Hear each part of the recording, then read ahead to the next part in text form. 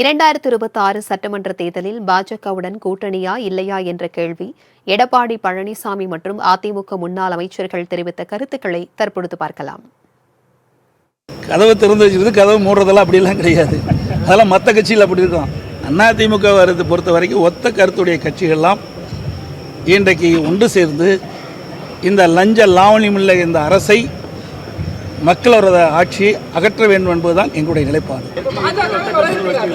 Sir, அதாவது முதல் எல்லா ஊடக நண்பர்களும் பத்திரிகைகளும் தெரிவித்துக் கொள்கிறேன்.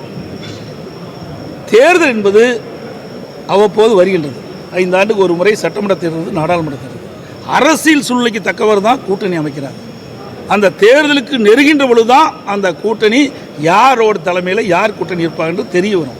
அதுக்கு முந்தி எது சொன்னாலும் நிற்காது. பிஜேபியோட ஒட்டும் இல்லை, உறவும் இல்லை. பிஜேபியோடு இப்போதும் கூட்டணி இல்லை, எப்போதும் கூட்டணி இல்லை. இன்றும் இல்லை, நாளை இல்லை, எப்போதும் இல்லை. இதுதான் அனைத்து இந்திய அண்ணா திராவிட முன்னேற்ற கழகத்துடைய நிலைப்பாடு.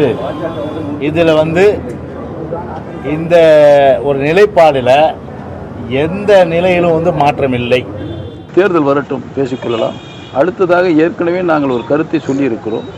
அந்த கருத்தின்படி தான் நாங்கள் சென்று கொண்டிருப்போம் என்பதை தெரிவித்துக் கொள்கிறேன். அதெல்லாம் இந்த தேர்தல் நேரத்தில் நாங்கள் இன்றைய முடிவு எங்களுக்கும் பிஜேபிக்கும் ஒட்டுமில்லை, உறவும் இல்லை, துண்டித்து விட்டோம். தேர்தல் நேரத்தில் கூட்டணி எந்த கட்சியோட கூட்டணி என்னங்கிறது தேர்தல் நேரத்தில் தான் முடிவு பண்ண முடியும். இன்னும் 1 வருஷம் இருக்குல்ல.